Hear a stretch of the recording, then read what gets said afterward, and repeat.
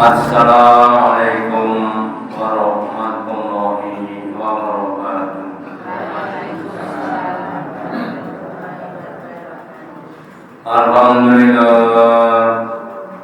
Alhamdulillahilladzi atamana bi nikmatil iman wal Islam. Asyhadu an la ilaha illallah wahdahu la syarika lah wa asyhadu anna Muhammadan abduhu wa rasuluhu la nabiyya wa la rasulah ba'da. Allahumma sholli ala Muhammad wa ala ali Muhammad kama sholaita ala ali Ibrahim innaka Hamidum Majid. Wa barik ala Muhammad wa ala ali Muhammad kama barakta ala ali Ibrahim innaka Hamidum Majid. Qala Allahu ta'ala fi kitabil karim. A'udzu billahi minasy syaithanir rajim.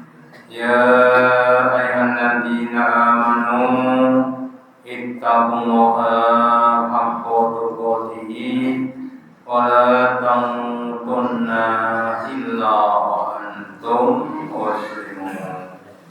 Bapak Ibu hadirin yang dirahmati Allah Ta'ala, yang pertama dan utama, marilah kita selalu meningkatkan, menambahi kesyukuran kita, keimanan dan ketakwaan kita kepada Allah Ta'ala dengan menjalankan perintah-perintahnya dan menjauhi larangan-larangannya.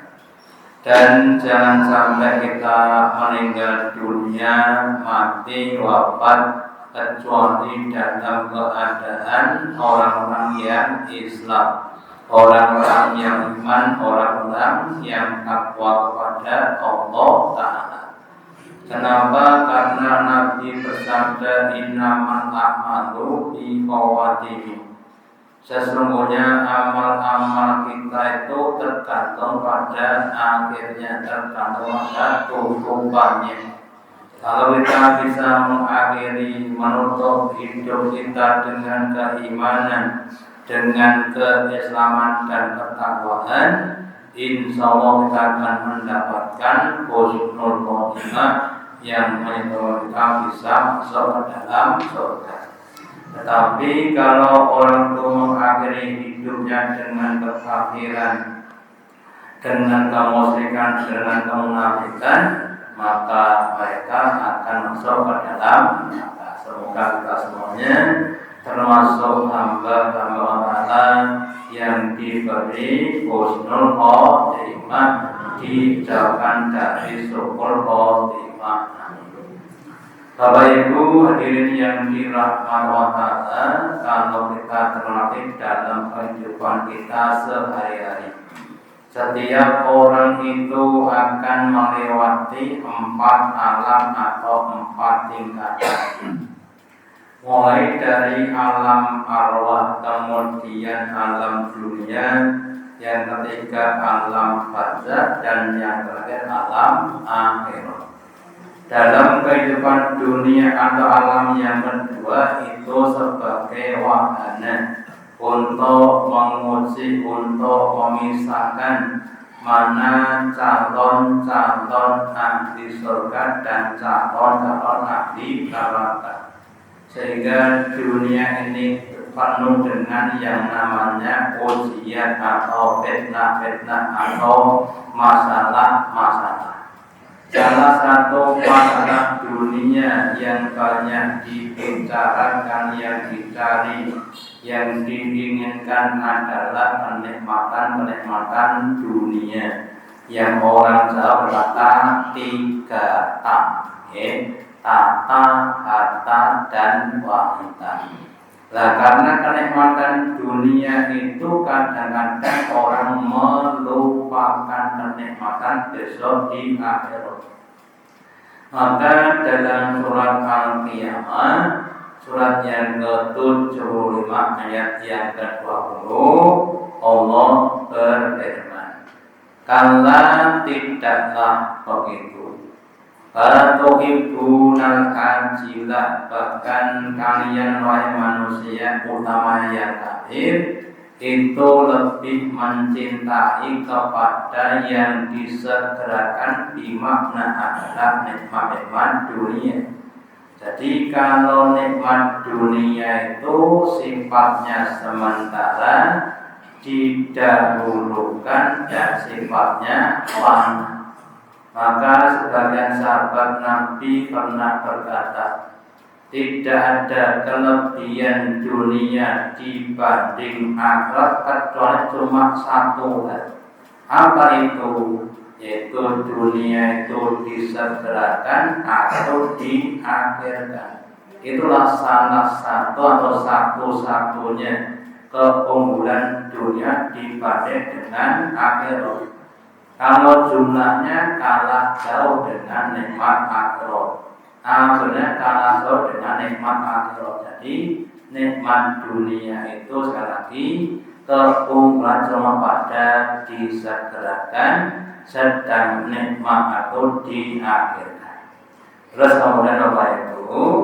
Kalau orang itu hanya memandang pada kenikmatan dunia saja, maka seluruh mata pandangnya, sudut pandangnya di dalam hatinya akan terisi dengan nikmat-nikmat keduniaan sehingga melupakan akhirat. Padahal Allah sudah banyak menjelaskan bahwa wal akhiratu khairul laka minal ula, bahwa negeri akhirat dengan berbagai macam kenikmatan surga itu lebih baik, lebih banyak, lebih abadi dibanding dengan yang tawar, di mana dengan dunia. Senikmat-nikmatnya makanan dunia itu ada batasnya. Dahar, duren, petro, nopo duren, dawor atau yang lainnya. Nek telung blundung dipun mumet. Karena itu keterbatasan. Atau orang makan sop atau ayam goreng atau sate kambing atau apapun lah. Kalau sudah pada titik jenuhnya ya tidak enak lagi. Nah, beda dengan makanan besok di surga. Yang suapan berikutnya itu lebih nikmat dari suapan sebelumnya. Tegukan berikutnya itu lebih nikmat dibanding tegukan sebelumnya, sehingga semakin lama akan semakin nikmat. Ya, maka kita harus berusaha mencintai akhirat dengan apa? Salah satunya dengan memahami sabda Nabi dan firman Allah. Terus kemudian sifat dunia itu yang pertama, itu memang dunia itu dibuat untuk kesenangan orang-orang yang tidak beriman. Dalam sebuah hadisnya Nabi bersabda, ad-dunya sijnul mu'mini wa jannatul kafir, bahwa dunia itu sebagai penjara bagi orang-orang yang beriman. Penjara itu tempat yang terbatas, ya, terbatas ruangannya, terbatas waktunya. Sehingga kita juga begitu, kita di dunia itu terbatas. Ketika kita tidur sudah datang azan, kita harus bangun, nggak boleh bablas. Ketika kita puasa makannya juga terbatas, ya. Ketika kita mau melampiaskan nafsu yang juga terbatas. Wajanatul kafirin, dan dunia itu sebagai surganya bagi orang kafir. Yang namanya surga itu enggak ada terbatas-terbatasan. Orang kafir seandainya tidur 24 jam itu enggak masalah, enggak ada yang batasi. Kenapa? Enggak usah sholat, enggak usah macam-macam, gitu. Mau makan seberapa pun enggak ada yang batasi, yang halal dimakan, yang haram dimakan. Bagi mereka tidak masalah, ya. Termasuk juga dalam melampiaskan nafsu yang lainnya, mereka tidak terbatas. Nah, maka kita harus sadar memang bagian kita itu tidak di dunia tapi besok di akhirat, sehingga kita harus sabar jangan sampai tertipu dengan dunia. Kemudian di hadis yang lain yang senada Nabi bersabda, "Ad-dunya daru man la darona." Dunia itu adalah negeri bagi orang yang tidak ada negeri atau bagian besok di akhirat. Jadi orang-orang kafir besok tidak akan mendapatkan bagian dari nikmatnya surga. Dikisahkan dalam sebuah ayat Bapak Ibu ketika ahli surga dan angkat ditampakkan. Ahli surga di atas makan dan yang enak akan di bawah. Kemudian yang jauh berkata kepada yang di atas, "Ya ahla jannah, wahai penghuni surga, hendaklah engkau berikan kepada kami sepotong roti atau seteguk air saja. Aku tidak kira-kira sidik." Kira-kira sidik orang tahu kan? Kemudian ahli surga berkata, "Oh, ini keduanya, makanan dan minuman surga itu Allah haramkan untuk kamu. Kamu nggak boleh makan seperti makanan ini."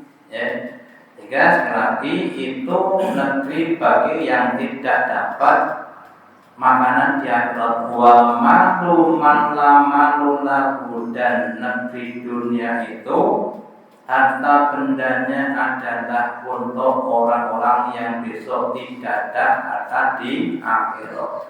Sehingga kalau kita cermati ketika dunia ini semakin dimakmurkan Allah, kita lihat yang namanya orang kafir itu hartanya bertriliun-triliun, tidak cuma juta, tidak cuma miliar, bertriliun-triliun.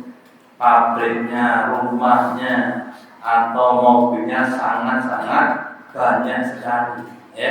Setelah bagian mereka, meskipun mereka mempunyai harta yang banyak, tetapi tidak dinikmati semuanya, hanya sebagian kecil saja yang dinikmati.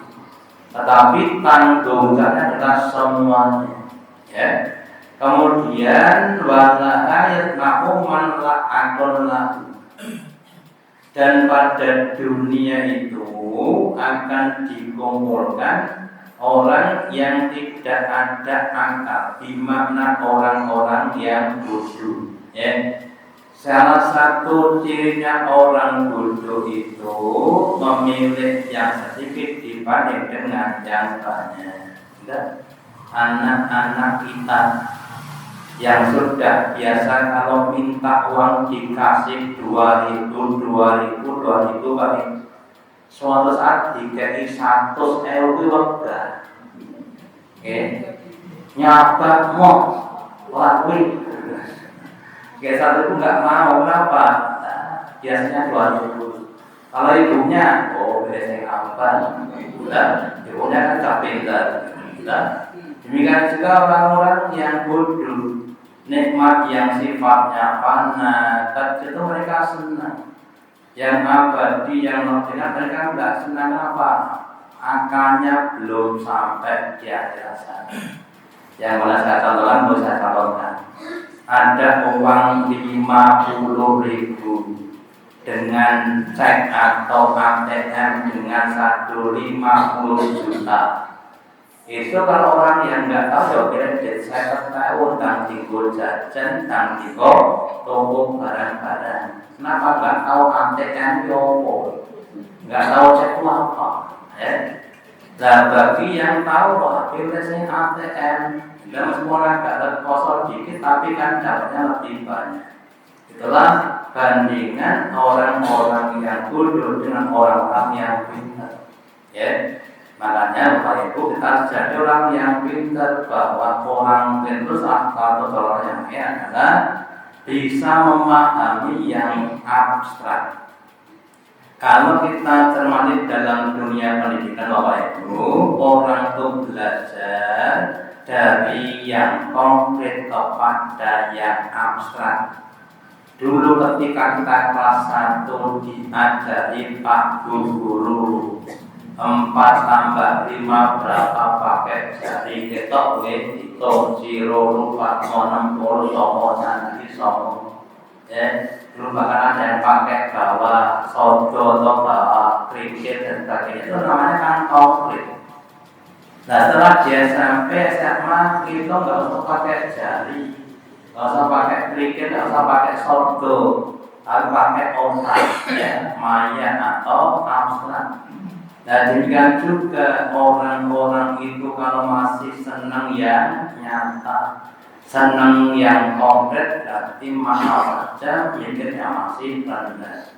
Sedangkan yang sudah berpikir dengan abstrak, pahala, surga, itu adalah orang-orang yang pikirannya sangat-sangat tinggi.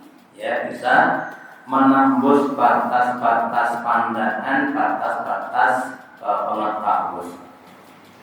Terus kemudian di surat Al-A'la ayat yang ke-16 dan ke-17 Allah berfirman, "Fatu'siruna hayatad dunya." Bahkan sebagian besar orang itu sama mementing-mentingkan, menomorsatukan kehidupan dunia. Wal akhiratu haqqos, sedangkan kehidupan akhirat itu lebih baik dan lebih langgeng dibandingkan kehidupan dunia. Sekedar contoh bandingan duit.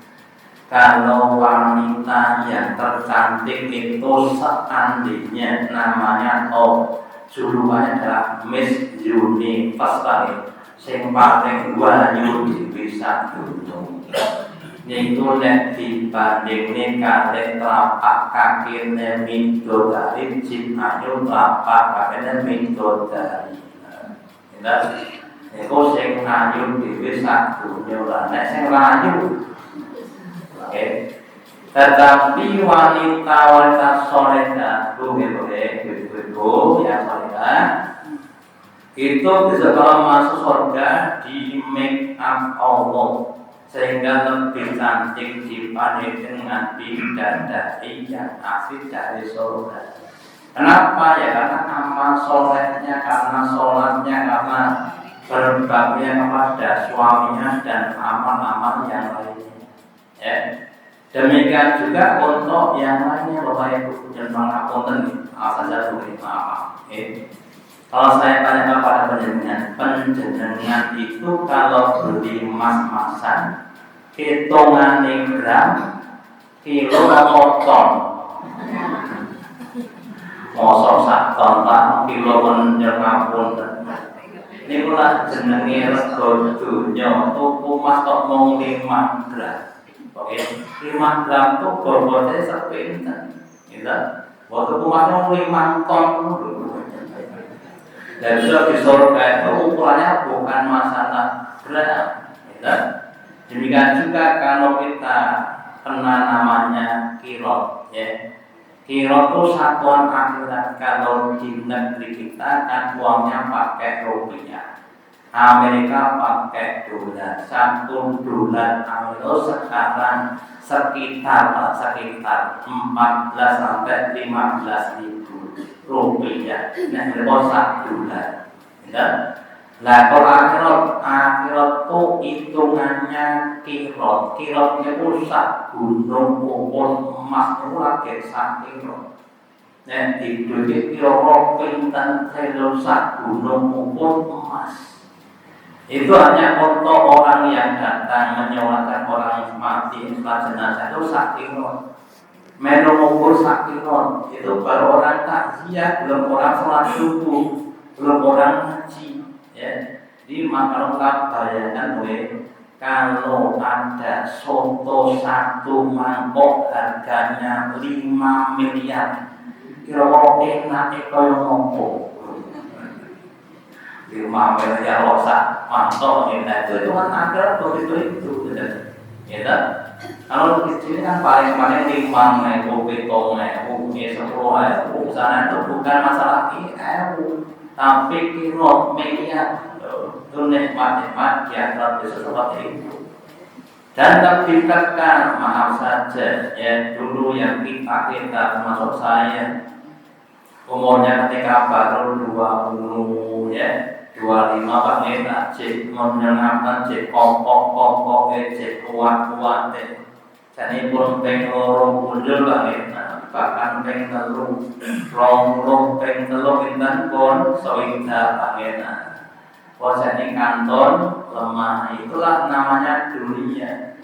Lah besok kita di akhirat itu usia kita seperti 33 tahun terus abadi, nggak pernah akan tua, nggak pernah akan ribut, nggak pernah akan lemah, nggak pernah akan mati. Kholidina fiha abadan. Ya. Itu yang ngomong apa? Yang ngomong adalah Allah. Dan yang alirul ghaibi wasahadat, dan yang tahu apa yang terjadi, dan yang tahu apa yang sudah terjadi dan apa yang belum terjadi. Kita harus berusaha untuk mendapatkan akhirat. Sok ada orang urip nang dunia kok mikir akhirat, mikir dunia kayak kurang kok mikir akhirat. Ini kok jenenge wong salah mikir. Loadingnya lama, kita. Orang yang berpandangan jauh ke depan itu hari ini dipikir dan hari esok juga dipikir, ya. Terus kemudian itu dunia itu besok termasuk yang dilaknat oleh Allah. Dalam sebuah hadisnya Nabi bersabda, "Ad-dunya mal'unatun." Dunia itu adalah terlaknat itu dicela, dicaci, dimaki, tidak dirahmati.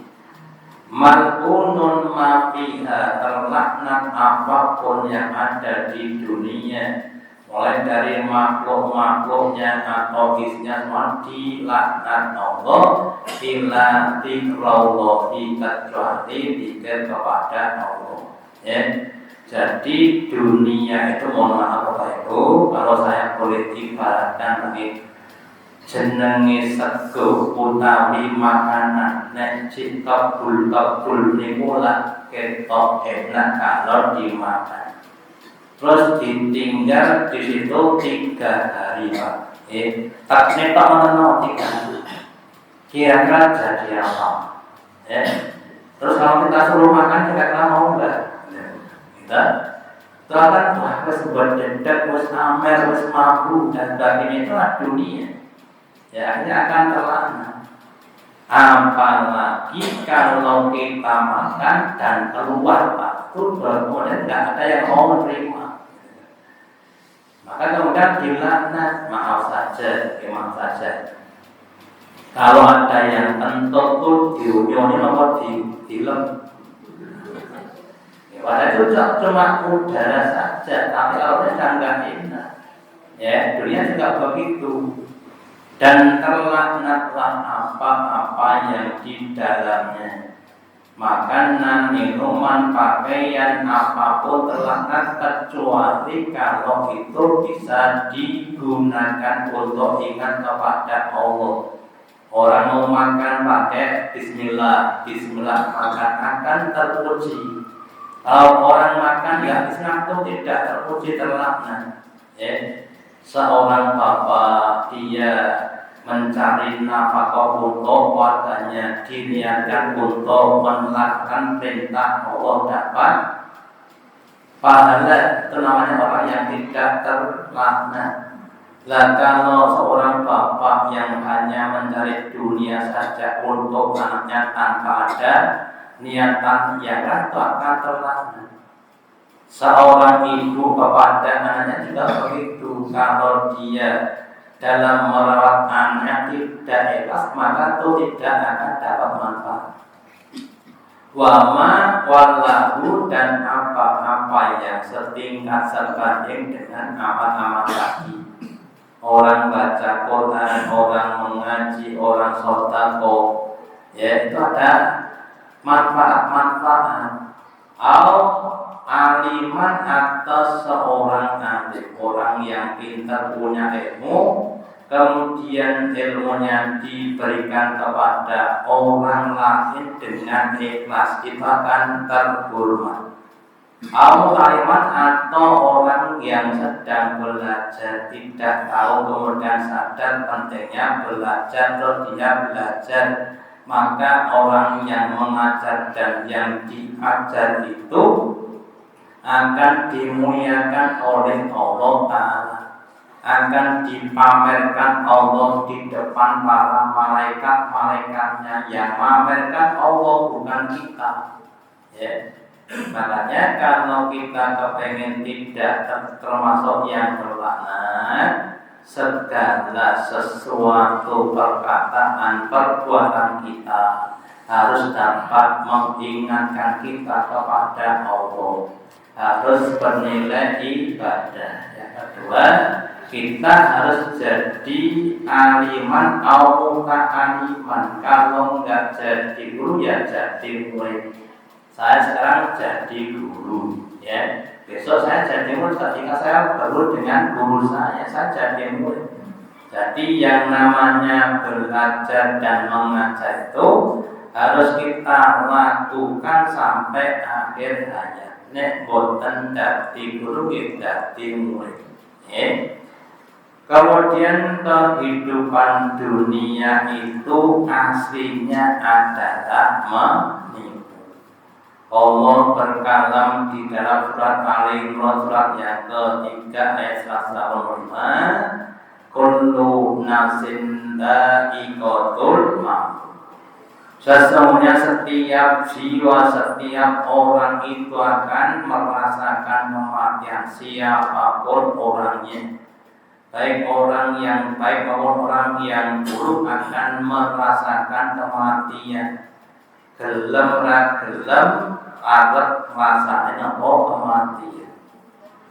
Wa innama waqana ujurakum yaumil qiyamah, dan sesungguhnya tiada lain wahai manusia akan disempurnakan, akan dituntaskan pahala kamu besok pada hari kiamat.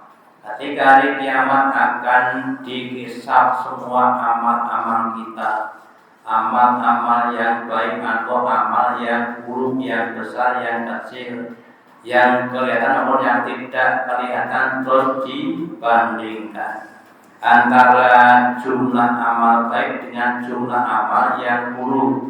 Fa'amma man faqulat mawazinuhu fahuwa fi 'ishatin radiyah, maka adapun orang-orang yang kebaikannya, yang pahalanya lebih banyak dibanding dengan dosanya, maka dia berada pada taman-taman surga, penghidupan yang penuh dengan kenikmatan dan ridhonya Allah Ta'ala.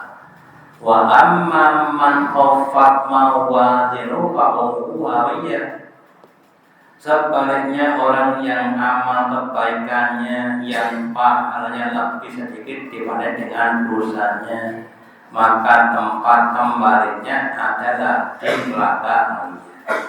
Maka di ayat ini dikatakan faman zuhzika 'anil nari, barang siapa yang besok ketika dihisab kemudian dijauhkan dari neraka, udkhila jannah, dan dimasukkan ke dalam surga, faqad faz, maka sungguh telah beruntung, bahagia, telah menang. Kemenangan yang tiada tara, melebihi kemenangan apapun yang ada di dunia, ya. Terus kalau sudah masuk di dalam surga Allah itu, wa ma'rud dunya illa mata'ul ghurur, dan tidaklah penghidupan dunia itu kecuali penghidupan yang menipu. Di sebuah hadis nanti kita itu besok ada seorang pencuri waktu ditimbali Allah. Kamu kesini wahai pencuri, kata. Kamu dulu mencuri apa ketika di dunia? Oh, saya mencuri motornya tetangga saya. Sekarang kamu tak kasih dunia, bukan cuma motor, dunia dan seisinya. Padahal kata saya enggak butuh ya Allah. Ya. Sekarang enggak butuh, dulu motor saya dicuri, sekarang dunia itu enggak butuh. Wahai kamu kesini, ya Allah, kamu dulu membunuh adik kamu gara-gara apa? Oh, gara-gara warisan. Karena kamu tak kasih dunia, saya enggak butuh ya Allah. Ya. Jadi orang-orang yang ketika di dunia mereka menginginkan apapun di dunia ini, besok kalau sudah sampai di akhirat dikasih dunia dan seisinya itu enggak mau. Kenapa? Karena ada yang lain yang lebih baik. Gitu. Ya. Panjenengan disuruh milih, ya. Uang 10.000 dan 50 pilih anak, ya 50 kenapa? Kan lebih banyak, ya. Lah padahal baru sebelum sudah senang, ya. Dan demikian juga orang itu kalau belum ada yang lebih tinggi, maka merasa yang lebih baik. Tapi nanti kalau tidak ada yang lebih baik, mereka nggak butuh lagi. Makanya itu kita jangan tertipu dengan dunia.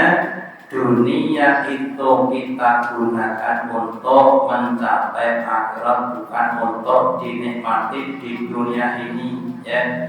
Makanya semuanya termasuk saya, kalau tidak punya kelebihan terpenuhi kita monggo untuk mencapai akhirat, ya.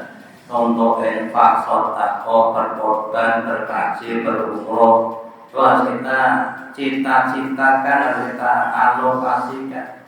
Kalau kebenaran tidak terpenuhi, monggo untuk yang lebih baik.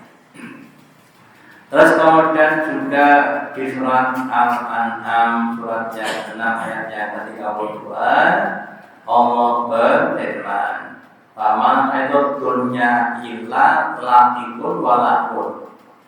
Dan tidaklah penghidupan dunia itu kecuali la'ibun. La'ibun itu apa? Dolanan. Ya. Dulu ketika kita masih masa kanak-kanak, senengane dolanan. Dolanan sudah ada, dolanan bakso, dolanan macam-macam lah, bekelan dan sebagainya, menyenangkan pas lagi dolanan. Jadi maksudnya dunia, kadang-kadang orang itu pengen uang yang banyak, baru sendiri pengen punya uang yang banyak, baru saat ini kemudian ditinggal lumpuh. Dari kecil jadi pengusaha, usaha kaya kemudian jadi pimpinan, sampai kemudian tinggal lumpuh apa mati. Ya, di apa yang dia tumpuk itu kemudian ditinggalkan begitu saja. Walahun dan lelahana itu guyonan. Ya, maka sahabat Ahmad Al-Bar itu kan punya lagu, dunia ini panggung sandiwara. Tidak ada yang perangnya, ada yang perang kocak guyonan, ada yang perang dan sebagainya. Memang dunia itu panggung sandiwaranya Allah Ta'ala. Enten sing dadekne model kados si Korun, si Firman, padahal seperti Sulaiman dan sebagainya. Ya, hanya harus waspada. Kemudian waladal akhirah, dan sungguh negeri akhirat itu khairul lil ladzina yattaqun, itu akan lebih baik bagi orang-orang yang bertakwa. Dunia ini bagi orang takwa sebagai sarana untuk mencapai akhirat. Yang kalau kita ibaratkan dulu, ya, kalau kita mau mancing ikan kan pakai cacing, cari cacing dulu, baru itu kan terus mancing iwak, bukan mancing cacing. Goreng cacing kok mancing cacing, kan lucu, gitu. golek dunya, go mancing dunya. Lah itu dunya. Ya, golek saja untuk mancing ikan saat di dunia untuk mancing akhirat. Biar dapat akhirat, mengorbankan dunia. Ya, nah, makanya kalau kita semakin hari berusaha untuk begitu, insya Allah nanti dunia itu akan ditundukkan Allah untuk kita. Dalam sebuah surah berfirman, barang siapa yang menjadikan dunia itu sebagai tujuan hidupnya, maka Allah akan cerai-beraikan urusan. Tetapi kalau orang menjadikan akhirat sebagai tujuan hidupnya, maka dunia itu akan datang menghambat kepadanya. Jika tujuannya akhirat, orang tundukkan dunia datang menghambat kepada kita. Boten sak golek duit, sing penting digoleki duit. Kita semuanya, kalau kita cermati, insyaallah kalau kita semakin takwa, Allah akan semakin menjadikan dunia ini dimudahkan untuk kita, diberkahi dan kita tidak terlupakan dengan mengingat kepada Allah. Sebaliknya, kalau kita hanya menjadikan dunia sebagai tujuan kita akan dilupakan dengan Allah dan Dia akan menyibukkan kepada kita. Semoga kita semuanya termasuk hamba-hamba yang dipilih Allah, diberi petunjuknya dan dijadikan dunia sebagai sarana untuk mencapai akhirat.